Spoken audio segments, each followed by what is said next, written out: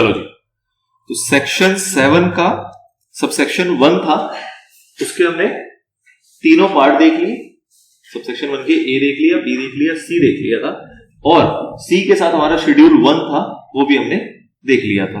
अब उसका नेक्स्ट आता है हमारा सेक्शन 7 का सबसेक्शन 1 ए, जिसके अंदर बात किसकी होगी? शेड्यूल 2 की, जो कि मोटा मोटा क्या कर रहा है? बस क्लासिफिकेशन कर रहा है कि वो सारे डिस्प्यूटेड एरिया जहां पे हम ये नहीं बता पाते कि ये सर्विसेज में लेना है या इसको गुड्स में लेना है। सप्लाई तो है, लेकिन सप्लाई ये सर्विसेज का है या फिर गुड्स का है, उसमें जहां जहां पे इश्यूज आते हैं, मतलब कि सारी चीजों को नहीं बताया गया, बट मोटे मोटे जो इश्यूज वाले एरिया थे उसको यहाँ पे क्लासिफाई कर दिया गया कि भैया ये जो होगा इसको आप गुड्स मानोगे और ये जो होगा इसको आप सर्विसेज मानोगे, बेस्ड ऑन दी फैक्ट्स कि उसमें क्या आपका मेन प्रोपोर्शन दिख रहा है। ठीक है, तो उस चीज को स्टडी करना है। सिंपल सा पॉइंट है, 7 ऐसे एरियाज यहाँ पे बताए गए। कितने? 7 ऐसे एरियाज हैं, 7 ऐसे पॉइंट्स हैं, 7 ऐसे पैराज हैं, जिसको यहाँ पे डिस्क्राइब किया गया शेड्यूल 2 के अंदर कि भैया ये 7 ऐसे मुद्दे हैं जिसके अंदर की जो एक्टिविटीज होंगी या तो उसको गुड्स माना जाएगा जो ये कह रहे हैं, या तो उसको सर्विसेज माना जाएगा। तो वो अपने को माइंड में लेके चलना है। ठीक है, चलो, तो ये तो बात पक्की होती है कि जब हम सप्लाई करते हैं तो हमें ये देखना जरूरी हो जाता है कि भैया ये जो है सप्लाई, ये किसका है? गुड्स का है या सर्विसेज का है, क्योंकि उसके बेस पे हमें देखना है कि उस पे HSN एप्लीकेबल होगा या फिर उस पे SAC एप्लीकेबल होगा, और बेस्ड ऑन दैट हमें देखना पड़ेगा कि उस पे रेट ऑफ टैक्स किस तरीके से लगेगा। बाकी सारे प्रोसीजर बढ़ेंगे आगे। तो सप्लाई देख लिया, वो तो ठीक है, लेकिन साथ ही में ये भी जानना जरूरी है कि सप्लाई गुड्स का हो रहा है या सर्विसेज का हो रहा है। अब यहाँ पे फिर से एक अर्लियर टैक्स रिजाइम की बात की गई। कहा जा रहा है कि पहले के टाइम पे बड़ी दिक्कत होती थी। दिक्कत क्या होती थी कि कोई एक ट्रांजेक्शन के ऊपर हम कहते थे कि इस पे सेल्स टैक्स भी लगाएंगे और सर्विस टैक्स भी लगाएंगे। जैसे कि अगर बात करें रेस्टोरेंट सर्विसेज होते थे, तो रेस्टोरेंट सर्विसेज के अंदर कहा जाता था कि आपको सामान दिया जा रहा है, जो आपको फूड दिया जा रहा है, उसके ऊपर क्या लगेगा? Sales tax. और जो रेस्टोरेंट वाले आपको सर्विसेज दे रहे हैं, जैसे आप वहां बैठे हो, खा रहे हो, जो बाकी एम्बियंस आपको मिल रहा है, जो सर्विसेज मिल रही है, वेटर मिल रहा है, वगैरह वगैरह, जो भी आपको सर्विसेज वहां पे मिल रही है, उसके ऊपर वो क्या लेते थे? सर्विस टैक्स लेते थे। तो एक ट्रांजेक्शन होता था, लेकिन 2 टैक्स के रूल्स वहां पे एप्लीकेबल हो जाते थे। तो ये दिक्कत थी। अब क्या कहा जाएगा कि भैया उसको छोड़ो, ये पुराने टाइम के अंदर होता था। जीएसटी के अंदर हम उसको समझेंगे कि वो एसेंशियली क्या है, उसके अंदर मेन फैक्टर क्या है, और बेस्ड ऑन दैट उन्होंने बता दिया कि इसको आप सर्विसेज मानोगे या फिर इसको गुड्स मानोगे। तो ये एक कंपैरिजन दिया है। देखो जरा 29 नंबर पॉइंट क्या कह रहा है कि under earlier tax regime the restaurant used to charge both service tax and VAT on the value of food serve, on the value of food serve.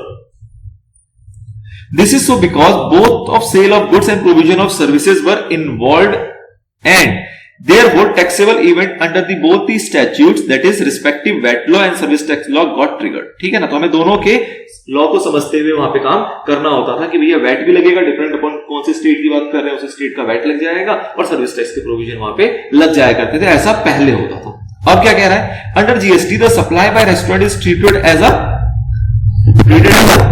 Composite supply. अब आप समझोगे कंपोजिट सप्लाई क्या होता है, तो कंपोजिट सप्लाई का हम section देखेंगे, सेक्शन नंबर 8, तो उसमें हमें पता लगेगा कि कंपोजिट सप्लाई का मतलब क्या होता है कि जहां पे मल्टीपल एक्टिविटीज होती है, मल्टीपल ट्रांजैक्शंस होते हैं, और वो एक बल्क में होता है, और उसको हम सेपरेट नहीं कर सकते, उसको हम अलग नहीं कर सकते, तो उसको हम कहते हैं कंपोजिट सप्लाई। और एक सिंपल यहाँ पे टेक्निकल वर्ड आएगा जिसको बोलेंगे नेचुरली बंडल्ड होता है। मतलब कि 1 or more services which are naturally bundled, मतलब उसको आप अलग अलग नहीं कर सकते। अगर आप सपोज करो होटल के अंदर जाते हो, रूम बुक करते हो, तो उसके अंदर जो आपको फूड मिलता है that is what? Naturally bundled. ठीक है, लेकिन इसके अंदर प्रिंसिपल सप्लाई क्या है? आपने होटल में एक बुकिंग कराई थी रूम की, किस लिए? वहां रुकने के लिए, स्टे करने के लिए, या खाना खाने के लिए? स्टे करने के लिए। अगर आपने एक होटल के अंदर एक रूम बुक किया था 2 दिन के लिए, सपोज कहीं आप घूमने गए, 2 दिन के लिए आपने रूम बुक किया था, तो जो 2 दिन के लिए आपने रूम बुक किया था, तो जो प्राइमरी पर्पस था आपका वो क्या था कि उस होटल में 2 दिन रुक के हम वहां का खाना खाएंगे, यानी 2 दिन रुकेंगे, खाना अगर एडिशनली मिल जाएगा तो हमारा जो स्टे है वो क्या हो जाएगा? कंफर्टेबल हो जाएगा। और भी वहां पे कुछ फैसिलिटीज मिल गई, लाइक पार्किंग की फैसिलिटीज मिल गई आपको लॉन्ड्री की फैसिलिटीज मिल गई, या और भी कोई भी तमाम फैसिलिटीज मिल गई। वो सारी क्या है? एंसिलरी है। वो सारी क्या है? उसकी एंसिलरी फैसिलिटीज है। लेकिन मेन फैसिलिटी आप क्या लेने गए थे वहां पे कि आपको रूम मिल जाए जहां पे स्टे कर सको। ठीक है, तो इस तरीके की जो मल्टीपल सप्लाईज होती है, जो कि एक बल्क में एक साथ कंबाइन करके दी जाती है अपने कस्टमर्स को, उसको क्या बोलते हैं? Composite supply. तो वहां पे रूल किसका लगता है? उसमें हम देखते हैं कि प्रिंसिपल सप्लाई क्या है और एंसिलरी सप्लाई क्या है। प्रिंसिपल सप्लाई क्या होगा? जो आप एक्चुअल में डिजायर था, और उसको और कंफर्टेबल करने के लिए आपको जो और फैसिलिटीज दी गई, all those are ancillary supplies. ठीक। तो कंपोजिट सप्लाईज में कहा जाता है कि रेस्टोरेंट के अंदर आपका प्राइमरी फोकस किसके ऊपर था कि आप रेस्टोरेंट में किसके लिए गए थे और उसके साथ आपको और क्या क्या फैसिलिटीज मिली, तो वो सारी ट्रीटमेंट हम समझेंगे कंपोजिट सप्लाई का जब हम टॉपिक पढ़ेंगे। तो मुद्दा क्या है कि जीएसटी ने कहा कि दो चीज नहीं माननी, ये तो खत्म हो गया, मानेंगे हम उसको एक ही चीज, या तो उसको सर्विसेज माना जाएगा या तो उसको गुड्स माना जाएगा, based on factor, based on conclusion, मतलब जो भी मैटर होगा उसके फैक्ट्स के अंदर जाएंगे और फिर डिसाइड करेंगे कि ये सर्विसेज होना चाहिए या गुड्स होना चाहिए, लेकिन माना क्या जाएगा एक ही, दो चीज नहीं मानी जाएगी। पढ़ने को मिलेगा हमें इसी चैप्टर में आगे सेक्शन 8 जब देखेंगे। Since food and services is naturally bundled in ordinary course of business, restaurant के अंदर क्या होता है कि सामान, मतलब जो खाना है आपका और जो सर्विसेज वहां पे मिल रही हैं, those are naturally bundled in the ordinary course of business. Further entry 6B of schedule 2 refer table below जो हम भी देखेंगे, specifically provides that such composite supply shall be treated as supply of service. Hence, the entire value of invoice shall be treated as value of service and leviable to GST accordingly. मतलब कि ऐसी table के अंदर हमने कहा ना कि confusion है कि अब रेस्टोरेंट की सर्विस को क्या माना जाए, ऑल्दो है तो कंपोजिट सप्लाई, यहाँ पे सर्विस भी मिल रहा है, यहाँ पे आपको गुड्स भी मिल रहे हैं, लेकिन इसको क्या माना जाए, तो कहा गया कि टेबल बी जो है हमारा, जो ये शेड्यूल 2 है, इसके टेबल के अंदर बताया गया आपको सेकंड पैरा के अंदर कि भैया ये जो रेस्टोरेंट की सर्विस होती है क्या होती है, कंपोजिट सप्लाई, और इसको आप क्या मानोगे, सर्विस मानोगे, इसको आप क्या मानोगे, सप्लाई ऑफ सर्विस मानोगे, सप्लाई ऑफ गुड्स नहीं मानोगे। तो इस तरीके से जो डिस्प्यूटेड एरियाज है उसको यहां पे क्लासिफाई किया गया है।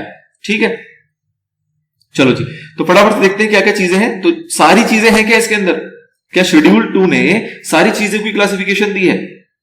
नहीं। किन किन चीजों के दिए हैं, जहां जहां पे हमें दिक्कतें लगती है, जहां पे कंफ्यूजन अराइज होता है, उनको इन्होंने यहां पे लिस्ट डाउन कर दिया है। क्या इस लिस्ट को बढ़ाया घटाया जा सकता है? तो हाँ, इसको बढ़ाया घटाया जा सकता है, डिपेंड अपॉन द फैक्टर्स की। आगे चलकर को लगता है कोई और डिस्प्यूटेड पॉइंट्स भी निकल के आते हैं तो उसको भी यहां पे डाल दिया जा सकता है कि भैया इसी लिस्ट का पार्ट बनेगा और बेस्ड ऑन द फैक्ट्स ये आपका सर्विस है या फिर ये आपका गुड्स है। ठीक, चलो जी, तो क्या क्या एक्टिविटीज है, टोटल 7 है। सबसे पहली एक्टिविटी आती है आपकी ट्रांसफर। सबसे पहली क्या है, ट्रांसफर। अब ट्रांसफर के अंदर ये तो ट्रांसफर एक हेडिंग हुआ, इसके अंदर इन्होंने टाइप्स बताए कि कैसे कैसे टाइप्स हो सकते हैं। तो देखो सबसे पहले कह रहा है transfer of title in goods. अब जवाब छोड़ दो, अब खुद इतने से समझो कि ये क्या होना चाहिए, transfer of title of goods, ये क्या होना चाहिए, ये आपका गुड्स की सप्लाई होनी चाहिए या सर्विसेज की सप्लाई होनी चाहिए। जब आप एक सामान बेचते हो किसी को तो क्या करते हो, उसका टाइटल ट्रांसफर कर देते हो कि भैया इसका टाइटल अभी मेरे पास था, अभी टाइटल आपके पास चला गया। तो आपने जब टाइटल ट्रांसफर कर दिया तो वो क्या किया, आपने सप्लाई ऑफ गुड्स किया या सप्लाई ऑफ सर्विस किया, सप्लाई ऑफ गुड्स, ऑब्वियस है। अगर मैं वही कहूं कि आप टाइटल ट्रांसफर नहीं कर रहे हो, आप उसका राइट ट्रांसफर कर रहे हो, जैसे कि मेरे पास एक कार है, मैंने आपको कार का टाइटल ट्रांसफर कर दिया, तो मैंने कार बेच दी आपको, is what, supply of goods. लेकिन मैंने आपका कार को यूज करने का राइट ट्रांसफर कर दिया 1 साल के लिए, 6 महीने के लिए, 1 दिन के लिए, 1 हफ्ते के लिए, जो भी कुछ। तो उस केस में मैं आपको क्या दे रहा हूं, गुड्स दे रहा हूं या सर्विस दे रहा हूं? उस केस में मैं सर्विस दे रहा हूं। फर्क समझ में आ रहा है कि अगर मैंने टाइटल ही ट्रांसफर कर दिया तो आइटम ही आपका हो गया आपका, तो वो सप्लाई ऑफ गुड्स है। लेकिन अगर मैंने आपको पूरा आइटम ट्रांसफर नहीं किया, उसको यूज करने का अधिकार दे दिया कुछ समय के लिए, और उस अधिकार के मैं आपसे क्या ले रहा हूं, चार्जेस, कोई ना कोई कंसिडरेशन ले रहा हूं, तो उस केस में वो क्या कहलाएगा, हमारा सप्लाई ऑफ सर्विसेज। तो पहला पॉइंट वही है, any title, any transfer of title in goods. तो इसका एग्जांपल क्या है, शिवाजी सेल करते हैं readymade garment to its customer, तो ये क्या कहलाएगा आपका सप्लाई ऑफ गुड्स। कोई भी सामान अगर कोई बेच रहा है तो that is the example of supply of goods. Now second क्या है इसी के अंदर कि any transfer of right in goods या फिर undivided shares in goods without transfer of title in goods. कह रहा है राइट ट्रांसफर किया है, टाइटल ट्रांसफर नहीं किया, तो उस केस में वो क्या कहलाएगा, सप्लाई ऑफ सर्विसेज। एग्जांपल क्या है, genius equipments limited gives a machinery on rent, gives a machinery on rent to Suhasi manufacturers. तो इन्होंने रेंट पे दी अपनी मशीनरी, उसका टाइटल नहीं दिया, सिर्फ यूज करने के लिए दिया है, तो वो क्या कहलाएगा आपका सप्लाई ऑफ सर्विसेज। नाउ इसी के अंदर एक एग्जांपल आता है कि अगर आपने ट्रांसफर किया टाइटल और कह रहे हो कि जो इसका पोजीशन, मतलब जो आपको एक्चुअल में जो इसकी ट्रांजैक्शन है वो कंप्लीट कब होगी, फ्यूचर डेट में कंप्लीट होगी। जैसे कि आपने अगर सुना हो एक हायर परचेज नाम का कॉन्सेप्ट सुना है अपने अकाउंट्स के अंदर। हायर परचेज में क्या होता है कि फिलहाल आपने उसको यूज करने के लिए दे दिया और जो उसका टाइटल है वो भी ट्रांसफर होगा, लेकिन कब होगा, फ्यूचर में। फ्यूचर में कब, जब उसकी पूरी जो पेमेंट होगी वो आपके पास आ जाएगी, तब आप कहोगे कि आप तुम इसके मालिक होगे। जब तक पूरी पेमेंट नहीं आई तब तक आपके पास अधिकार होता है कि आप अपने सामान को उठा के ला सकते हो, क्योंकि उसका जो टाइटल है वो आप ही के पास है। ऐसा होता है हर चीज के अंदर। वही चीज कह रहा है कि अगर ऐसा होगा तो ये चीज भी क्या कहलाएगी कि फ्यूचर डेट में अगर आपको टाइटल ट्रांसफर होने वाला है, फिलहाल टाइटल ट्रांसफर नहीं हुआ, फिलहाल आप यूज कर रहे हो, तो ये क्या है, सप्लाई ऑफ सर्विसेज है, सप्लाई ऑफ गुड्स है। तो ये भी आपका सप्लाई ऑफ गुड्स है, फ्यूचर डेट में हो जाएगा ना, कहीं ना कहीं सामान ही आप बेच रहे हो, लेकिन आप इंस्टॉलमेंट में बेच रहे हो। इसका मतलब यही तो होता है हर चीज का कि आपने सामान बेचा, लेकिन कैसे बेचा? किस्तों में बेचा। वही चीज कह रहा है, any transfer of title in goods under an agreement which stipulates that property shall pass at a future date upon payment of full consideration as agreed। मतलब जो भी हमारी एग्रीमेंट हुआ उसके अकॉर्डिंग जो कंसिडरेशन है, जैसे आप फुल पेमेंट कर दोगे तो इसका टाइटल जो होगा वो आपको फ्यूचर में मिल जाएगा। तो ये भी कैसा माना जाएगा? सप्लाई ऑफ गुड्स ही माना जाएगा, सर्विस नहीं माना जाएगा। ठीक, इसका एग्जांपल दिया गया, क्या है example? Dhruva capital supplied goods on hire purchase basis to customers. तो ये भी क्या माना जाता है? सप्लाई ऑफ गुड्स माना जाएगा, जीएसटी लग जाएगा। और दूसरा देखो एक और एग्जांपल इसके अंदर, ये भी आपने अपने फाउंडेशन में शायद पढ़ा होगा, optima manufacturer supplied toys to retailers on sale और रिटर्न बेसिस। आपने अकाउंट्स में एक टॉपिक पढ़ा है सेल ऑन रिटर्न बेसिस का। ये बेसिकली क्या होता है कि आप कोई सामान को किसी को बेचते हो और उससे कहते हो, बेचते नहीं हो, एक तरीके से आपने उसको ट्रांसफर कर देते हो और उसको ये कहते हो कि अगर ये बिक जाएगा तो बेच देना, तब आप पैसे हमें दे देना, और अगर नहीं बेचेगा, बिका, तो ये सामान मुझे आप वापस कर देना। जनरली इसका एग्जांपल होता था कि सपोज करो कि आपका कोई एक न्यू प्रोडक्ट है जो कि आप चाहते हो कि शॉपकीपर अपनी दुकान में रखे। अब नया प्रोडक्ट है, शॉपकीपर क्यों रखेगा? शॉपकीपर क्यों रखेगा आपके सामान को? उसको तो रिस्क है ना कि बिका नहीं बिका वो आपको पैसे देगा। तो आप उसको क्या कहते हो कि आप ऐसा करो कि मैंने एक नया पेन लॉन्च किया, आप अपनी दुकान में बस इसको कहीं ना कहीं टांग के रख दो, कस्टमर आएंगे, कस्टमर को पसंद आया तो वो खरीदेगा। अगर कस्टमर ने खरीद लिया तो ऑब्वियसली बात है आपको कस्टमर से पैसा मिल जाएगा, तब आप मुझे पैसा दे देना, और अगर कस्टमर ने नहीं खरीदा तो आप मुझे वो सामान वापस कर देना। ठीक है, इसको कहते थे हम कि हमारा ये कॉन्सेप्ट क्या है? सेल और रिटर्न बेसिस वाला। तो उस केस में भी वो भी क्या माना जाएगा आपका? सप्लाई ऑफ सर्विस या supply of goods? Supply of goods माना जाएगा, कोई दिक्कत नहीं है। दूसरा, पहला पॉइंट किसका था? ट्रांसफर का। पहला पॉइंट किसका था? ट्रांसफर का, जिसके अंदर कितने पॉइंट देखे आपने? 3 पॉइंट देखे। जहां पे आप टाइटल ट्रांसफर कर रहे हो आज के आज, जहां पे आप राइट दे रहे हो आज के आज, तो राइट वाला सर्विस था, टाइटल वाला गुड्स था। और जहां पे आप टाइटल दे रहे हो लेकिन कब? फ्यूचर। तीसरा पॉइंट, टाइटल दे रहे हो लेकिन कब? फ्यूचर में, तो वो भी क्या माना जाएगा आपका? Supply of service, sorry supply of goods. Now next second आता है land and building. Land and building में क्या है? तो यहां पे कॉन्सेप्ट है, मतलब जो प्रोविजन है वो ये है कि अगर लैंड आपने दिया लीज पे तो वो क्या है? सप्लाई ऑफ गुड्स है या सर्विसेज है? लीज पे दिया है, लैंड है, आपने किसी को लीज पे दे दिया, तो वो क्या होगा? ऑब्वियसली सप्लाई ऑफ सर्विसेज है, कुछ मूवमेंट तो हो नहीं रहा, ट्रांसफर तो हो नहीं रहा। और दूसरा, अगर बिल्डिंग को आपने लीज पे दिया तो क्या होगा?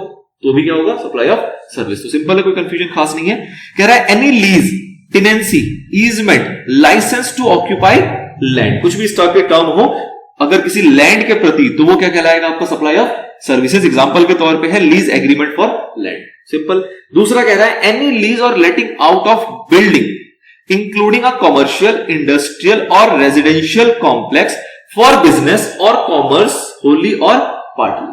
तो ये भी क्या कहलाएगा आपका? Supply of service. यहां पे आपने बिल्डिंग दिया बेसिकली, चाहे वो रेजिडेंशियल हो, कमर्शियल हो, इंडस्ट्रियल हो, चाहे पूरी बिल्डिंग आपने इस पर्पस के लिए दे रखी हो या फिर उसको पार्ट में दे रखा हो, एज द केस में भी, जो भी कॉम्बिनेशन हो। लेकिन मुद्दा क्या है, क्रक्स क्या है कि आपने भाड़े पे दिया है किस चीज को? बिल्डिंग को, तो वो क्या कहलाएगा आपका? Supply of service. Example, a shop let out in a busy market area. किसी मार्केट एरिया में अगर आपने शॉप किराए पे दी तो वो क्या है? आपकी सप्लाई ऑफ सर्विस।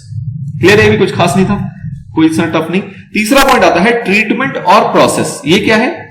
ये वो है जब किसी के बने बनाए सामान के ऊपर आप कोई प्रोसेस कंप्लीट करके उसको रिटर्न कर देते हो।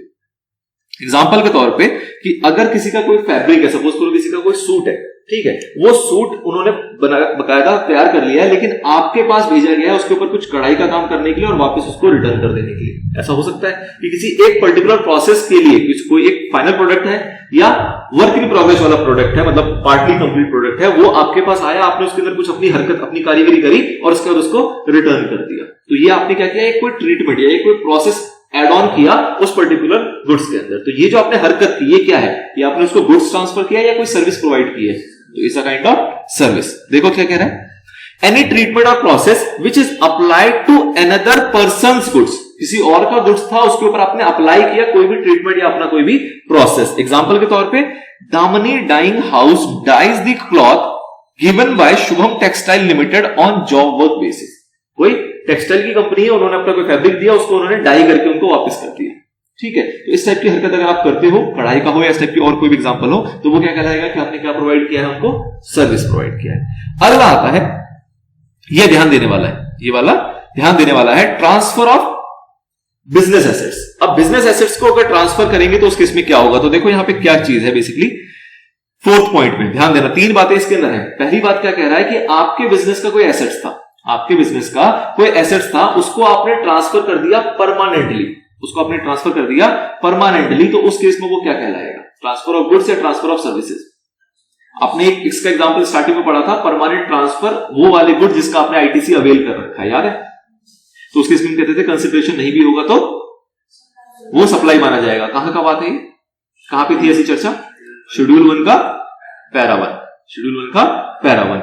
वैसी कुछ बात कह रहा है कि अगर कोई गुड्स है आपके बिजनेस का पार्ट है, उसको आप परमानेंटली ट्रांसफर कर देते हो या डिस्पोज ऑफ कर देते हो, तो ये हरकत क्या मानी जाएगी, कंसिडरेशन है कि नहीं है उसकी बात फिलहाल नहीं हो रही है, मुद्दा है कि आपने डिस्पोज ऑफ कर दिया उसको, चाहे कंसिडरेशन हो चाहे ना हो, तो वो क्या माना जाएगा, सप्लाई ऑफ गुड्स या सप्लाई सर्विसेज। हम ये नहीं कह रहे कि सप्लाई माना जाएगा कि नहीं माना जाएगा, वो तो आपको पता सप्लाई माना जाएगा, ठीक। अब सप्लाई ऑफ गुड्स मानेंगे या सप्लाई ऑफ सर्विसेज मानेंगे, ये सवाल है, तो उसको क्या मानेंगे हम, सप्लाई ऑफ गुड्स। नेचुरली पता लग रहा है। एग्जांपल के तौर पर आप ऐसे ले सकते हो कि सपोज करो आपकी एक कार की शॉप है, ठीक, अपनी कार की शॉप में से आपने एक कार अपने ब्रदर को गिफ्ट में दे दी, ठीक, तो वो क्या हो गया, परमानेंटली डिस्पोज हो गया, आपके बिजनेस का एसेट था लेकिन उसको आपने किसी को परमानेंटली डिस्पोज ऑफ कर दिया, चाहे कंसिडरेशन लेके किया हो चाहे जैसे भी हो। कंसिडरेशन लेके किया होगा तो सप्लाई ऑफ गुड्स पता ही है, तो आपने एक प्रकार से क्या करी, सेल करी, तो उसमें तो कोई टेंशन नहीं है। मैं कह रहा हूं कि सेल मान लो पैसे लेके नहीं करी, आपने उसको गिफ्ट में किसी को दे दिया। कार का मैंने लिया एग्जांपल, आप कुछ और ले सकते हो, आपकी मोबाइल की कंपनी है, आपने उसमें से एक मोबाइल निकाल के किसी को गिफ्ट दे दिया, अपनी वाइफ को दे दिया, अपने हस्बैंड को दे दिया, ब्रदर को दे दिया, किसी को भी दे दिया, तो उस केस में वो जो एक्टिविटी है वो क्या हुआ कि आपका गुड्स था बिजनेस का, वो आपने परमानेंटली डिस्पोज ऑफ कर दिया, तो उस केस में वो आपने क्या किया, सप्लाई किसका किया, गुड्स का या सर्विसेज का, गुड्स का। इसी का एग्जांपल ऐसा हो सकता है कि आपका एक कार का शोरूम है, आपने उसमें से एक कार अपने भाई को सिर्फ एक दिन के लिए यूज करने के लिए दी। सपोज आपके भाई को कहीं जाना था, जाके वहां से आना था, आपने अपनी जो शोरूम है उसमें से उसको कार दी कि लो भैया यूज करके आ जाओ, और वापस फिर वहां पे आप उसको डिस्प्ले में लगा दोगे, जैसा भी अपने बिजनेस में यूज कर लो, ठीक है। ऐसी हरकत के लिए जब अगर किसी को दोगे तो ये आप क्या कर रहे हो, सप्लाई ऑफ गुड्स है, सप्लाई ऑफ सर्विस है, ये सप्लाई ऑफ सर्विस है, क्योंकि ये परमानेंटली डिस्पोज ऑफ नहीं हो रहा, वो कुछ समय के लिए जा रहा है, एक दिन एग्जांपल है, एक हफ्ता हो सकता है, 10 दिन हो सकता है, और उसके बाद वो वापस आ जाएगा। कार एक एग्जांपल है, इसकी जगह ज्वेलरी हो सकती है, इसकी जगह मोबाइल फोन हो सकता है, इसकी जगह कोई भी आइटम हो सकता है जो कि आपका बिजनेस का पार्ट था लेकिन आपने यूज करने के लिए दिया, प्राइवेट यूज के लिए दिया किसी को, और उसके बाद वो वापस आपके पास आ जाएगा कुछ समय के बाद, तो वो क्या कहलाएगा, आपका सप्लाई ऑफ सर्विस, ठीक। तीसरा एक पॉइंट इसके अंदर आएगा, वो और सुन लो कि अगर आप अपना बिजनेस क्लोज करते हो, अगर आपका बिजनेस बंद हो रहा है, तो उस केस में जो भी आपके पास स्टॉक पड़ा हुआ, जो भी आपके पास गुड्स पड़े हुए बिजनेस एसेट्स, वो सारे क्या माने जाएंगे। आज के रेट पर अगर आपका बिजनेस बंद हो रहा है तो जितने उसके अंदर स्टॉक होगा वो सारा का सारा क्या माना जाएगा कि वो भी खत्म हो रहा है, तो उसको हम क्या मानेंगे, किस तरीके से उसको खत्म मानेंगे, सप्लाई ऑफ गुड्स में लेंगे, सप्लाई ऑफ सर्विसेज के अंदर लेंगे, तो ऑब्वियसली बात है सप्लाई ऑफ गुड्स के अंदर आएगा। लेकिन इसके दो एक्सेप्शन है। दो एक्सेप्शन क्या है कि अगर आपने बिजनेस को किसी को बेचा है, अगर आपने अपने बिजनेस को किसी को बेचा है, मतलब कि बिजनेस जो है अभी वो कंटिन्यू है, जैसे क्या होता है ना, कई बार हमने बिजनेस ट्रांसफर कर देते हैं, किसी और को सेल कर देते हैं पूरा बिजनेस, तो जो स्टॉक है वो भी पूरा का पूरा सेल हो गया, और कल को उस स्टॉक को वो व्यक्ति बेचेगा मार्केट में, तो जब वो व्यक्ति बेचेगा तब वो क्या कहलाएगा, सप्लाई ऑफ गुड्स। आज के टाइम में जब आपने पूरा बिजनेस उसको बेचा है तो ना ही वो सप्लाई ऑफ गुड्स है, ना ही वो सप्लाई ऑफ सर्विस है। क्यों? क्योंकि जो आपका बिजनेस है वो अभी भी गोइंग कंसर्न है, जो आपका बिजनेस है वो अभी भी क्या है, गोइंग कंसर्न है। ये हम एग्जम्पशन वाले चैप्टर में पढ़ेंगे ऑल्दो, बट यहां पे उसका जिक्र है थोड़ा सा कि भैया अगर ऐसी हरकत होती है कि आपका बिजनेस जो है वो आप ट्रांसफर कर देते हो एज अ गोइंग कंसर्न और कोई और उसको रन कर रहा है, एक तो आपने क्लोज कर दिया, उसको कोई रन नहीं कर रहा था, तो उसको क्या कह रहे हैं कि सप्लाई ऑफ गुड्स मान लेंगे आज की डेट पे। लेकिन अगर आपने बिजनेस किसी को ट्रांसफर किया और वो गोइंग कंसर्न में चलता रहेगा तो उस केस में क्या माना जाएगा, ना ही सप्लाई ऑफ गुड्स ना ही सप्लाई ऑफ सर्विस, वो एक एग्जम्पशन में कवर हो जाता है कि आज की डेट में वो कुछ भी ट्रीट नहीं होगा, कल को जिस व्यक्ति के पास वो बिजनेस किया वो जब उस सामान को बेचेगा तब सप्लाई ऑफ गुड्स मानी जाएगी, और अगर वो किसी को प्राइवेट यूज के लिए देगा तो सप्लाई ऑफ सर्विस मानी जाएगी, ठीक। दूसरा एक्सेप्शन इसका ये होता है कि सपोज करो कि आप रिटायर होना चाह रहे हो, आप क्या चाह रहे हो, रिटायर होना चाह रहे हो, और आप अपने बच्चे को अपने बिजनेस का मालिक बना देते हो, एक तरीके से आपने उसको पर्सनल रिप्रेजेंटेटिव अपॉइंट कर दिया कि आज तक ये बिजनेस को मैं चला रहा था, अब से ये चलाएगा, अब से ये चलाएगा, तो उस केस में वो क्या माना जाएगा, वो भी आपका एक्सेप्शन में कवर हो जाता है, वो भी आपका supply of goods supply of services नहीं माना जाएगा। क्लियर है? देखो जरा इस चीज को, 3 पॉइंट थे इसके अंदर। ट्रांसफर ऑफ बिजनेस एसेट्स के अंदर क्या कह रहा है, goods forming part of business assets are transferred or disposed of by under direction of a persons carrying on the business so as no longer to form part of those assets। मतलब कि हमने ऐसे transfer किया कि वो कल को घूम के हमारे पास वापस नहीं आएगा, हमारे बिजनेस का पार्ट वो नहीं रहेगा। मतलब क्या हुआ, ये परमानेंटली, लैंग्वेज का मतलब क्या है, ये परमानेंटली ट्रांसफर हुआ है। तो इसको हम कैसे कैटेगराइज करेंगे, as a supply of goods. Second point क्या आ रहा है, goods held used for business, आपके पास बिजनेस में वो गुड्स था, आप उसको यूज करते थे, are put to private use और are made available to any person for use. हमने उसको प्राइवेट यूज में खुद यूज करने लग गए, या तो हमने किसी और को अवेलेबल करा देंगे, भैया तुम इसको यूज कर लो, कोई दिक्कत नहीं, for any purpose other than business, किसी भी पर्पस के लिए, लेकिन वो बिजनेस करने के लिए लेके नहीं गया। उस सामान को वो कैसे लेके गया, अपने पर्सनल प्राइवेट यूज के लिए लेके गया, उसका वो बिजनेस नहीं करेगा। By under direction of person carrying on the business, मतलब कि जो बंदा बिजनेस कर रहा था, जिसका वो एसेट था, उसने इस डायरेक्शन के साथ उसको दिया कि लो जी इसको पर्सनली यूज करके तुम वापस कर देना कुछ समय के बाद। परमानेंट ट्रांसफर की यहां पे बात नहीं की जा रही है। तो इस सिचुएशन में क्या होगा, सप्लाई ऑफ गुड्स या सप्लाई ऑफ सर्विसेज, तो ये माना जाएगा हमारा सप्लाई ऑफ सर्विसेज। और तीसरा पॉइंट इसके अंदर है कि goods forming part of assets of any business, किसी भी बिजनेस का गुड्स है, carried on by a person who ceases to be a taxable person. ध्यान दो ऊपर, who ceases to be a taxable person, मतलब कि किसी ऐसे बिजनेस का वो एसेट है, गुड्स है, जो कि अब टैक्सेबल पर्सन नहीं रहेगा। इसका मतलब क्या हो रहा है कि वो बिजनेस को अपना बंद कर रहा है, और टैक्सेबल पर्सन नहीं रहेगा, मतलब क्या हो रहा है कि अगर कंपनी है तो कंपनी बंद हो रही है, कंपनी बंद हो जाएगी तो टैक्सेबल पर्सन नहीं रहेगी। Shall be deemed to be supplied by him, मान के ले आएगा कि उसने उसको सप्लाई कर दिया। अगर कोई कह रहा है कि मैं बिजनेस बंद कर रहा हूं, तो इसका मतलब क्या है कि उसके बाद जितना गुड्स पड़ा हुआ है वो सारा का सारा क्या माना जाएगा कि सप्लाई किया जा रहा है, सारा सप्लाई किया जा रहा है। इन द कोर्स और furtherance of the business immediately before he ceases to be a taxable person, मतलब जिस दिन वो बंद कर रहा होगा उससे जस्ट पहले क्या मान लिया जाएगा कि जितना भी उसके पास गुड्स था वो सारा का सारा उसके द्वारा सप्लाई कर दिया गया इन द कोर्स और फर्दरेंस ऑफ बिजनेस। मतलब उसको एक सप्लाई ट्रीट करना है। आप सप्लाई ट्रीट करना है तो कौन सा वाला ट्रीट करेंगे, गुड्स या services, obviously goods. Now exception इसके आएंगे। पहले एग्जांपल देखो, कह रहा है Arun a trader is winding up his business, अपने बिजनेस को वो वाइंड अप कर रहा है। Any goods left in stock shall be deemed to be supplied by him, जब वो वाइंड अप कर रहा होगा तो उसके स्टॉक में जितना भी गुड्स पड़ा हुआ होगा वो सारा सारा माना क्या जाएगा कि सप्लाई हो गया, और सप्लाई हो गया तो कैसे, एज अ गुड्स।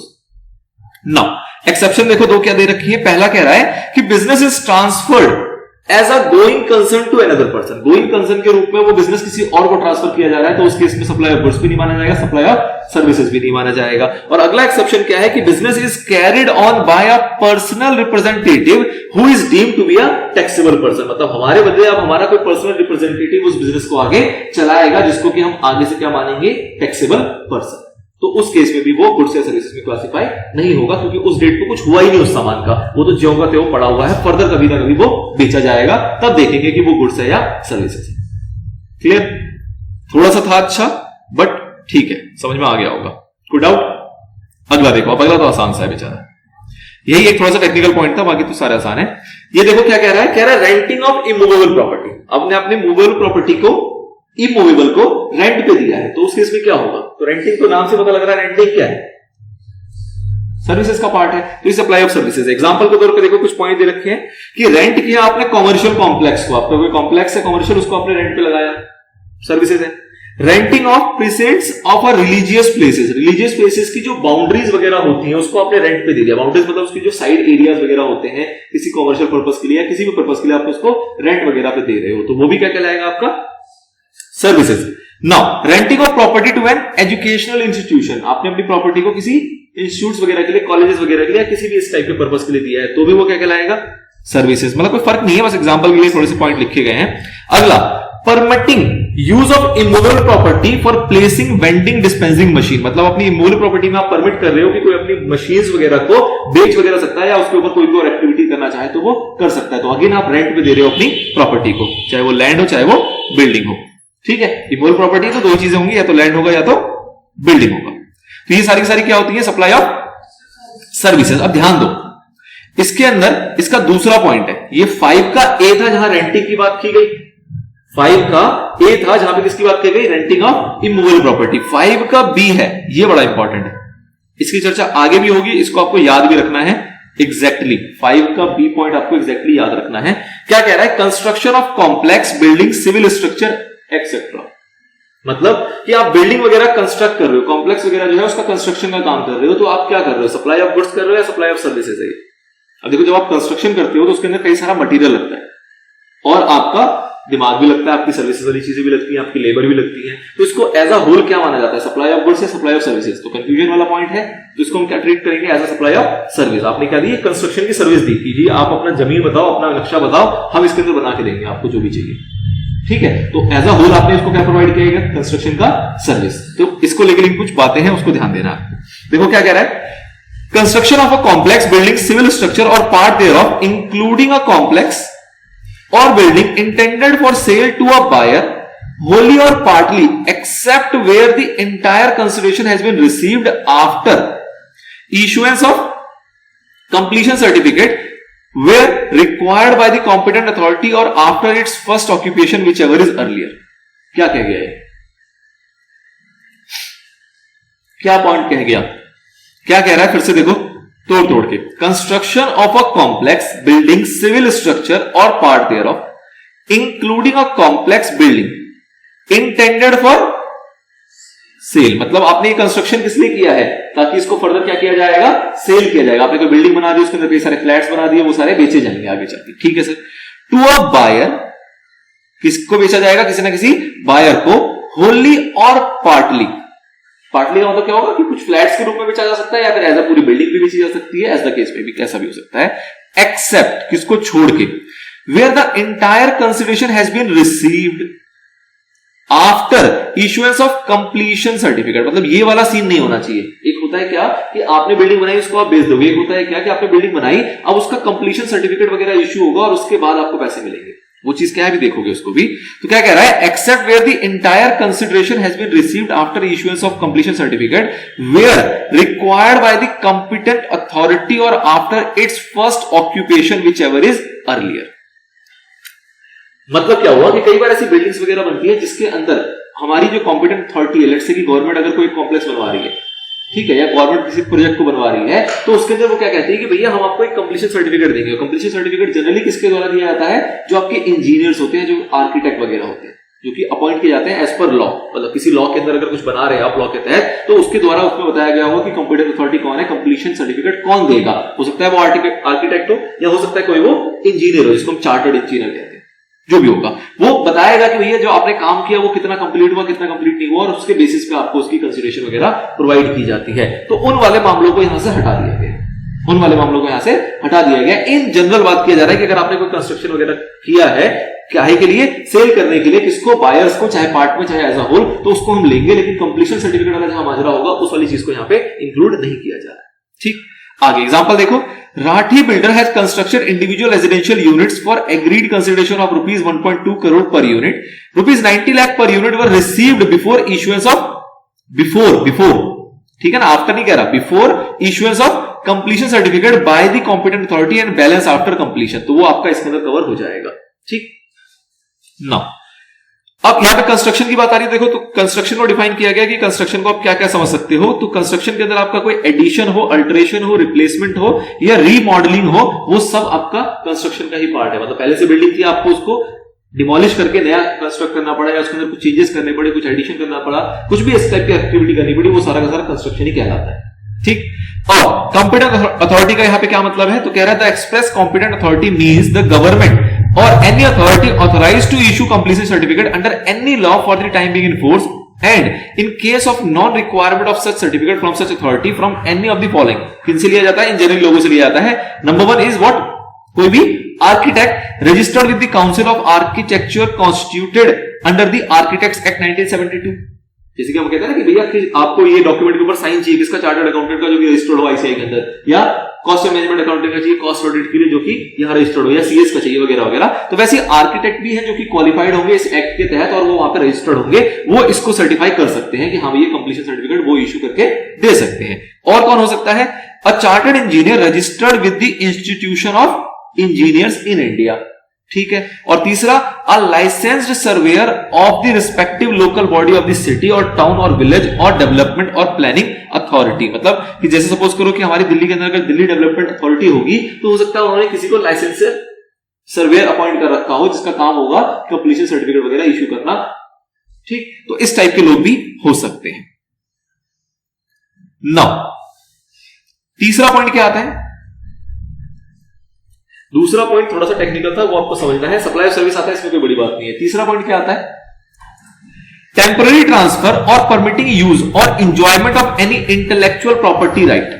अब इंटेलेक्चुअल प्रॉपर्टी राइट का बेसिकली मतलब हुआ किसी का पेटेंट है, किसी का कोई कॉपीराइट वगैरह है, वो आप किसी को यूज करने के लिए दे रहे हो, तो यूज करने के लिए दोगे तो वो भी क्या कहलाएगा आपका, कि आप सर्विसेज के लिए दे रहे हो या सप्लाई ऑफ सर्विसेज या सप्लाई ऑफ गुड्स है। तो ऑब्वियसली सप्लाई ऑफ सर्विसेज है, परमानेंटली तो नहीं दे रहे ना उसको भी। आपका कोई राइट है, पेटेंट राइट है, सपोज करो आप बुक पब्लिशिंग राइट है आपके पास, या आपके पास बुक का पेटेंट है, तो उसको आप यूज करने दे रहे हो या कॉपीराइट अपना यूज करने के लिए दे रहे हो, तो उसके बदले में आपको पैसे मिलते हैं, और वो एक तरीके से सर्विस है, आप वो स्टॉप कर सकते हो किसी को मोमेंट पे जाके। तो इस टाइप की चीज भी आपकी क्या आती है, सप्लाई ऑफ सर्विसेज का पार्ट है। अगला, development, design, programming, customisation, adaptation, upgradation, enhancement, implementation of IT software. मतलब किसी सॉफ्टवेयर का आप डेवलपमेंट करवा रहे हो, डिजाइन करवा रहे हो, प्रोग्रामिंग करवा रहे हो, कस्टमाइजेशन करा रहे हो, एडेप्शन करा रहे हो, अपग्रेडेशन करा रहे हो, इनहेंसमेंट करा रहे हो, इंप्लीमेंटेशन करा रहे हो। मतलब कोई भी चीज है, सपोज आपकी कोई कंपनी है, उसके अंदर आप आईटी सॉफ्टवेयर लगवाने के लिए कोई भी इस टाइप का प्रोसेस कर रहे हो, तो वो आप सामने वाला बंदा आपको क्या दे रहा है, एक तरीके से सप्लाई किसकी कर रहा है, वो सर्विसेज की। एग्जांपल है आपका कि सुविधा solutions develops an accounting software for a business. आपके बिजनेस के लिए उसने क्या डेवलप करके दिया आपको, अकाउंटिंग सॉफ्टवेयर। अगला है आपका agreeing to obligation to refrain from an act और टू टॉलरेट एन एक्ट और सिचुएशन और टू डू एन एक्ट। मतलब क्या हुआ कि कई बार आप देखते हो कि नॉन कॉम्पिट एग्रीमेंट्स होते हैं, नॉन कॉम्पिट एग्रीमेंट्स होते हैं। ये क्या होता है कि आप किसी को कहते हो कि आप ये काम नहीं करोगे, इसका हम एग्रीमेंट करते हैं और उसके लिए मैं आपको पैसे दूंगा, आप ये वाली एक्टिविटी नहीं करोगे, इस बात का हम एग्रीमेंट करते हैं। जैसे सपोज करो केबल ऑपरेटर है, तो केबल ऑपरेटर क्या होता है, एरिया आपने डिसाइडेड होता है कि एल ब्लॉक के अंदर सपोज करो ये केबल ऑपरेटर है और आपका एक्स ब्लॉक के लिए ये वाला केबल ऑपरेटर है, तो ये दोनों आपस में एग्रीमेंट किया गया, भैया तुम अपने ब्लॉक से मेरे ब्लॉक में नहीं आओगे, तुम मेरे ब्लॉक से मेरे ब्लॉक में नहीं आओगे। इस तरीके का कोई इन्होंने एग्रीमेंट किया और उसके लिए अगर कोई पैसे दिए जा रहे हैं, तो ये जो है ये एक्टिविटी क्या कहलाएगी, ये कहलाएगी हमारी सप्लाई ऑफ सर्विस। ये भी सर्विस दी जा रही है कि मैं ये काम नहीं करूंगा, for bearers of an act. ठीक है, तो वो वाली चीज की बात कर रहा है। इसके अंदर एक चीज और है बहुत इंपॉर्टेंट इस वाले पॉइंट के अंदर, कि जनरली जब आप जॉब्स वगैरह की बात करते हो, तो जॉब्स के अंदर आपने देखा होगा क्या होता है, नोटिस पे होता है। जॉब के अंदर क्या होता है, नोटिस पे होता है। बता तो चल नहीं रहा। जॉब के अंदर क्या होता है, एक नोटिस पे का आपका पीरियड होता है कि आपको अगर जॉब छोड़ना है तो आपको 1 महीने का या 2 महीने का नोटिस पे देना पड़ेगा। 2 महीने आप सर्व करके ही जाओगे आप इंटीमेशन के बाद। ठीक, और अगर आप उससे पहले छोड़ दोगे तो आपसे वो पैसे रिकवर किए जाएंगे, आपकी सैलरी से वो पैसे रिकवर किए जाएंगे, आपको उतने पैसे दे के जाने पड़ेंगे। तो ऐसे जो ये पैसे हैं, इस पैसे के ऊपर क्या जीएसटी लगेगा, क्या इन पैसों के ऊपर जीएसटी लगता है, तो इसके ऊपर भी जीएसटी लगता है। जो नोटिस पे का अमाउंट होता है, क्या वो टैक्सेबल होता है कि नहीं होता, वो भी टैक्सेबल होता है। और उसको क्या मानते हैं, सप्लाई ऑफ गुड्स या सर्विसेज, तो ऑब्वियसली सप्लाई ऑफ सर्विसेज मानते हैं। इसका एक एग्जांपल और भी है कि अगर आपको सुना हो गवर्नमेंट जॉब्स के बारे में, तो गवर्नमेंट जॉब्स में एक टर्म यूज होता है बॉन्ड का। ये बॉन्ड क्या होता है कि गवर्नमेंट जब आपको अपॉइंट करती है अपने पास, अपने मतलब जो भी उनकी पीएसयू है या जो भी उनकी ऑर्गेनाइजेशन है उसके अंदर, तो वो आपसे कहती है कि आप 5 साल तक हमारी कंपनी छोड़ के नहीं जाओगे, और अगर आपको छोड़ के जाना होगा तो आपको 5 लाख रुपए का बॉन्ड पे करना पड़ेगा। ठीक है, अभी 5 लाख रुपए का बॉन्ड बेसिकली क्या है, 5 लाख रुपए का जो बॉन्ड है जो आपसे लिया जा रहा है, इसके ऊपर भी जीएसटी चार्ज होता है। अगर आप पहले छोड़ के जाते हो तो आपको पैसे भी देने पड़ेंगे, प्लस उसके ऊपर क्या देना पड़ेगा, जीएसटी भी देना पड़ेगा। तो ये क्या है, ये नोटिस पे के जैसा ही है। ठीक है, तो इस चीज को हम यहां कह रहे हैं कि जीएसटी लगता है, वो तो चलो अलग चीज है, वो हम अगले चैप्टर में देखेंगे चार्ज ऑफ जीएसटी के अंदर। लेकिन ये अगर जीएसटी है तो ये कैसा जीएसटी, सप्लाई ऑफ गुड्स है या सर्विसेज है, तो ये सर्विसेज। ठीक है, गुड्स तो यहां पे आइडेंटिफाई नहीं हो रहा, तो फटाफट से देखो, agreeing to obligation to refrain from an act और टू टॉलरेट एन एक्ट और सिचुएशन और to do an act. Example के तौर पे cable operator, Sakharam has entered into an agreement with cable operator Atmaram that Sakharam will not provide cable connections in the specified areas where Atmaram is providing the connection. ठीक है, तो इसको क्या कहते हैं हम, non compete agreements constitute supply of service. ये क्या हुआ, एक तरीके से नॉन कॉम्पीट एग्रीमेंट हुआ जिसको हम कहते हैं सप्लाई ऑफ सर्विस है ये। दूसरा एग्जांपल है late delivery charges recovered from the supplier for non fulfilment of a contract within the stipulated time. मतलब कि किसी से कोई डिलीवरी लेनी थी, उसने टाइम पे आपको डिलीवरी नहीं दी, तो उसके लिए आपने उसके ऊपर लेट डिलीवरी चार्जेस लगाए। तो लेट डिलीवरी चार्जेस लगाए तो वो जो आपके पास कंसिडरेशन आएगा, ये कंसिडरेशन भी क्या माना जाएगा, ये सप्लाई ऑफ सर्विस माना जाएगा। और तीसरा नोटिस पे वाला है, recovered from an employ for the leaving the job before agreed period of notice for leaving a job. तो उस केस में जो एम्प्लॉय से रिकवरी की जाती है उस अमाउंट के ऊपर भी जीएसटी चार्ज किया जाता है, और इसको क्या ट्रीट किया जाता है, सप्लाई ऑफ सर्विस। ठीक, अगला देखो फटाफट से, transfer of right to use any goods for any other purpose. ये एक एक्सेप्शन पॉइंट आ गया, लास्ट पॉइंट आ गया कि कोई भी राइट अगर ट्रांसफर किया जा रहा है किसी भी गुड्स या किसी भी चीज को यूज करने के लिए, तो वो भी क्या कहलाएगा आपका, सप्लाई ऑफ सर्विस। क्योंकि यहां पे भी राइट ट्रांसफर कर रहे हो। एग्जांपल के तौर पे है कि मशीनरी आपने दी है हायर के, सिक्स्थ पॉइंट आता है फॉलोइंग कंपोजिट सप्लाईज। ये कुछ कंपोजिट सप्लाईज है। कंपोजिट सप्लाई में आपको एक जनरल थंब रूल याद रखना है कि भैया कंपोजिट सप्लाई जो होते हैं जनरली वो सप्लाई ऑफ सर्विसेज का ही पार्ट बनते हैं। कंपोजिट सप्लाई जो होते हैं वो जनरल कह रहा हूं, हमेशा नहीं, हमेशा के लिए आपको क्या देखना पड़ेगा कि प्रिंसिपल सप्लाई कौन सा, जिसकी मैंने बात की अभी सेक्शन 8 देखेंगे, बट जनरली वो सप्लाई ऑफ सर्विसेज का पार्ट बनते हैं। जो यहां पे दो एग्जांपल दिया गया है। पहला एग्जांपल है आपका work contract services. Generally composite supply के अंदर दो ही बेहतरीन एग्जांपल होते हैं। एक होता है रेस्टोरेंट वाला, जिसकी बात हमने ऊपर की थी, और रेस्टोरेंट के अंदर भी कंक्लूजन में क्या देगा कि रेस्टोरेंट सर्विसेज जो है वो आपका क्या है, सप्लाई ऑफ सर्विसेज का पार्ट है, गुड्स का पार्ट नहीं होता। और दूसरा होता है आपका वर्क्स कॉन्ट्रैक्ट सर्विसेज। तो वर्क्स कॉन्ट्रैक्ट सर्विसेज जो होता है वो भी क्या कहलाता है, आपका सप्लाई ऑफ सर्विसेज कहलाता है। वर्क्स कॉन्ट्रैक्ट का बेसिकली मतलब क्या है कि सपोज करो कि आपको अपनी बिल्डिंग के अंदर पेंटिंग का काम कराना था, आपने किसी को वो काम सौंप दिया, उसको कहा तुम्हें पेंटिंग करनी, लेबर भी तुम्हारा और मटेरियल भी तुम्हारा। तो उस केस में आपने उसको क्या दिया, एक वर्क कॉन्ट्रैक्ट दिया, क्या दिया उसको, वर्क कॉन्ट्रैक्ट दिया, और वो आपको क्या कर रहा है, वर्क कॉन्ट्रैक्ट की सर्विसेज दे रहा है। तो इसको क्या मानोगे, आप ये नहीं बोलोगे कि मटेरियल लगे उसको हम गुड्स पे लेके जाएंगे और सर्विसेज उसको सर्विस में लेके जाएंगे। आप उसको क्या मानोगे, एज अ कंपोजिट सप्लाई। आपको वो मिला जुला के एक सप्लाई प्रोवाइड कर रहा है जिससे कि आपका पूरा काम कंप्लीट होगा, और इस पूरे को क्या मानोगे आप, सप्लाई ऑफ सर्विसेज। ठीक, तो ये दो एग्जांपल आते हैं आपके बहुत इंपॉर्टेंट वाले कंपोजिट सप्लाई के अंदर। पहला वर्क कॉन्ट्रैक्ट और दूसरा रेस्टोरेंट सर्विसेज। ठीक है, और दोनों के दोनों क्या है, सप्लाई ऑफ सर्विसेज का पार्ट है। ऑल्दो जब हम कंपोजिट सप्लाई को समझेंगे तो वहां क्या देखेंगे कि हमें क्या चुनना होता है कि प्रिंसिपल सप्लाई क्या है, और प्रिंसिपल सप्लाई अगर गुड्स होगा तो सप्लाई ऑफ गुड्स माना जाएगा, प्रिंसिपल सप्लाई अगर सर्विसेज होगा तो सप्लाई ऑफ सर्विसेज माना जाएगा। वो कंपोजिट सप्लाई का रूल है। ठीक, पर इन दोनों एग्जांपल में सप्लाई ऑफ सर्विसेज ही लग रहा है। देखो फटाफट से, वर्क कॉन्ट्रैक्ट का क्या मतलब है, means a contract for building, construction, fabrication, completion, erection, installation, fitting out, improvement, modification, repair and maintenance, renovation, alteration or commissioning of any immovable property wherein transfer of property in goods, whether as goods or in some other form, is involved in the execution of such contract. आगे, supply by way of or part of any service or in any other manner whatsoever of goods being food or any other article for human consumption or any drink. तो ये कुछ बात होगी आपकी restaurant services की बात में, कि जहां पे आप सर्विस भी दे रहे हो और कुछ प्रकार का फूड वगैरह भी प्रोवाइड कर रहे हो, तो वो भी आपका क्या है, सप्लाई ऑफ सर्विसेज का ही पार्ट है। नाउ अगला और लास्ट आता है क्या, supply of goods by an unincorporated association और body of person to a member thereof for cash, deferred payment और अदर वैल्यूएबल कंस्ट्रक्शन। बेसिकली मतलब क्या है यहां पे कि अनइनकॉर्पोरेटेड एसोसिएशन का एग्जांपल ले लो, आरडब्ल्यूए। तो आरडब्ल्यूए वगैरह जो होते हैं वो जनरली, अगर सपोज करो कि कोई गुड्स है जो कि प्रोवाइड कर रहे हैं अपने मेंबर्स को, आपका आरडब्ल्यू है, आरडब्ल्यू क्या करता है कि सपोज करो टेलीविजन है, वो कहीं से भी अरेंज करते हैं बहुत कंसेशनल प्राइस के ऊपर और अपने मेंबर्स को वो दे देते हैं, बेच देते हैं एक तरीके से। सपोज टेलीविजन लेके आया, 10 टेलीविजन लेके आया और 10 मेंबर्स को उन्होंने कंसेशनल प्राइस पे दे दिया या फिर इंस्टॉलमेंट्स में दे दिया। तो मेंबर्स को मजा आ गई कि भाई हमारा आरडीवी क्या करता है कि हमें अगर कोई एसेट चाहिए होता है तो हमें इंस्टॉलमेंट्स में दे देता है या फिर डेफर्ड पेमेंट में देता है। डेफर्ड पेमेंट का मतलब कि आज उन्होंने टेलीविजन तो दे दिया, पैसे मेंबर्स लोग कब देंगे, बाद में देंगे। ठीक है, तो इस टाइप की कोई फैसिलिटी भी अगर कोई प्रोवाइड कर रहा है, कौन, अनइनकॉर्पोरेटेड एसोसिएशन, जिसके एग्जांपल है आपका आरडब्ल्यूए, तो इस चीज को क्या मानोगे, सप्लाई ऑफ गुड्स या सप्लाई ऑफ सर्विसेज?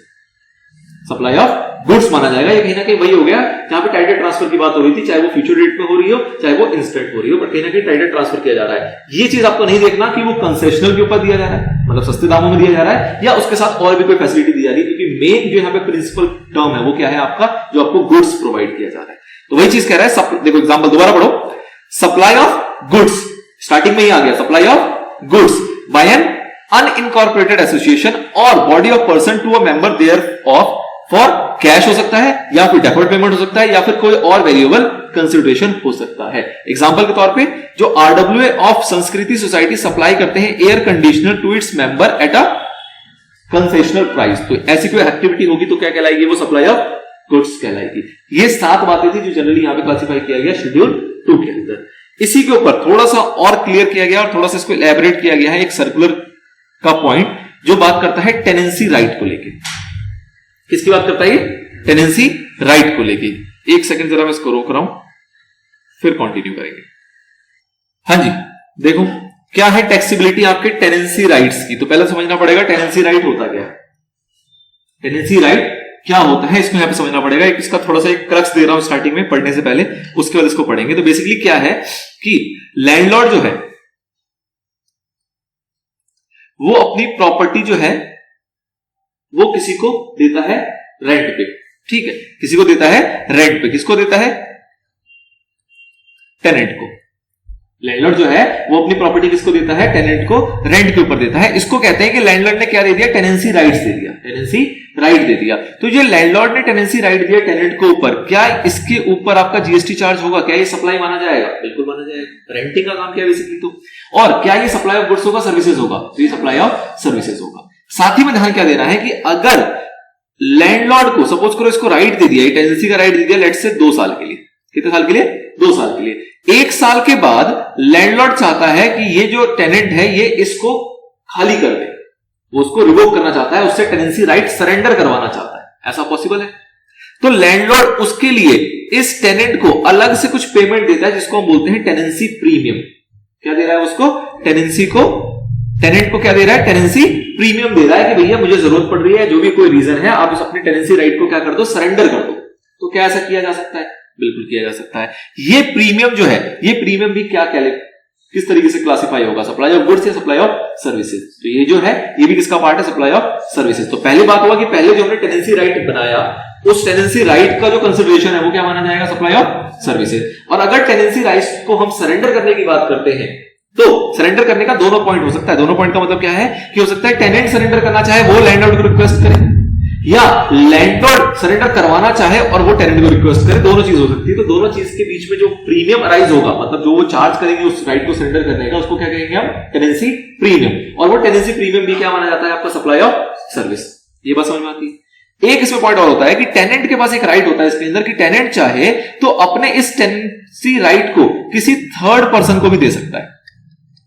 मतलब कि इन लोगों ने जो आपस में एग्रीमेंट किया है उस एग्रीमेंट के अंदर ये बात लिखी हुई है कि सपोज मैंने आपसे प्रॉपर्टी एज अ रेंट पे टेनेंट बना मैं आपका, और उसके बाद मैं खुद ना रहूं इसके अंदर, मैं इसको किसी और थर्ड पर्सन को दे दूं, अपना टेनेंसी राइट जो मैंने परचेज किया आपसे उसको मैं किसी और को दे दूं कि भैया तुम रह लो, कोई दिक्कत नहीं, और बीच में मैं कुछ वहां पे पोर्शन कमा सकता हूं, उसको भी क्या बोलोगे आप, टेनेंसी प्रीमियम का पार्ट। ठीक, तो वो चीज के ऊपर भी आपका क्या होगा, जीएसटी लेवी होता है, और उसको भी क्या कहा जाता है, सप्लाई ऑफ सर्विसेज कहा जाती है। तो एक पूरी कहानी है ये इतनी सी। साथ ही में एक एक्सेप्शन है। एक्सेप्शन क्या है कि अगर रेजिडेंशियल होगा, अगर ये जो पर्पस है ये कॉमर्शियल ना हो, ये रेजिडेंशियल हो, और रेजिडेंशियल में टेनेंट्स की बात की जा रही है, टेनेंसी राइट की बात की जा रही है, तो उसके ऊपर आपका जीएसटी लेवी नहीं होता, ना ही उसको सप्लाई ऑफ गुड्स मानते हैं, ना ही उसको सप्लाई ऑफ सर्विसेज मानते हैं। मतलब वो एग्जेम्प्ट का पार्ट हो गया। अगर ये क्या होगा, रेजिडेंशियल पर्पस के लिए होगा, मतलब कि मैंने आपको घर दिया था रहने के लिए और तब मैं आपसे रेंट ले रहा हूं, तो उसके ऊपर जीएसटी आपका नहीं लगेगा। ठीक है, अगर रेजिडेंशियल पर्पस है तो कब लगेगा, जब कॉमर्शियल इंडस्ट्रियल या कुछ इस टाइप का पर्पस होगा तो। ठीक है, पढ़ो जरा फटाफट से। कह रहा है CBIC has clarified taxability of tenancy right under GST as under pagdi system, that is transfer of tenancy right against tenancy premium is prevalent in some states. कह रहा है इस टाइप की चीजें कुछ स्टेट्स में चलती हैं। In pagdi system the tenant acquires tenancy right in the property against payment of tenancy premium, जिसको हम क्या कहते हैं, पगड़ी। The landlord may be the owner of the property, but the possession of the same lies with the landlord. Lies with the tenant. The tenant pays periodic rent to the landlord as long as he occupies the property. जब तक property उसके पास रहेगी तब तक उसका वो rent देता है। The tenant also usually has the option to sell the tenancy right. वो क्या कर सकता है, टेनेंसी राइट को बेच सकता है of the said property, and in such a case has to share a percentage of the proceed with the owner of the land as laid down in the tenancy agreement. And laid down in the tenancy agreement. ठीक। Alternatively, the landlord pays to tenant the prevailing tenancy premium to get the property vacate. दूसरा option क्या हो सकता है कि अगर landlord को उस प्रॉपर्टी को खाली कराना है तो उसके लिए उसको क्या देना पड़ेगा, टेनेंसी प्रीमियम देना पड़ेगा। और टेनेंट को कुछ पैसे देगा और बोलेगा ये तुम खाली कर दो, जो भी हमारा टर्म था उससे पहले। ठीक। Such properties in Maharashtra are governed by, ऐसी प्रॉपर्टी जो महाराष्ट्र के अंदर वहां गवर्न किया जाता है महाराष्ट्र रेंट कंट्रोल एक्ट 1999 के अकॉर्डिंग। तो ये अलग चीज हो गई। ये आपको पुराना एक ओवरव्यू दे दिया गया कि भैया ऐसी भी कथाएं चलती हैं, इस टाइप की चीजें भी होती हैं। ठीक है sir. It has been clarified that the activity of transfer of tenancy right against consideration, that is tenancy premium, is squarely covered under supply of service liable to GST. तो ये यहां पे क्लैरिफाई किया गया इस सर्कुलर के अंदर कि भैया इस टाइप की कोई भी हरकत होती है तो उसके अंदर जो भी कंसिडरेशन रेज हो रहा है, चाहे उसको टेनेंसी राइट के अगेंस्ट जो टेनेंसी प्रीमियम रेज हो रहा है, मतलब जो भी कंसिडरेशन का पॉइंट है उसके ऊपर क्या लगेगा, आपका जीएसटी लगेगा, और उसको हम क्या ट्रीट करेंगे, as a supply of service. ठीक। अब चाहे वो सरेंडर करने के लिए हो, वैकेट करवाने के लिए हो, आपका राइट ट्रांसफर करने के लिए हो, कुछ भी हो, कोई दिक्कत नहीं है उसके अंदर। सिर्फ एक्सेप्शन किसकी है, रेजिडेंशियल वाले की, वो आगे पढ़ने को मिलेगी। कह रहा है it is a form of lease और renting of property and such activities specifically declared to be in service in para 2। Para 2 के अंदर आपने देखा था यहां पे टेनेंसी वगैरह की बात हुई थी।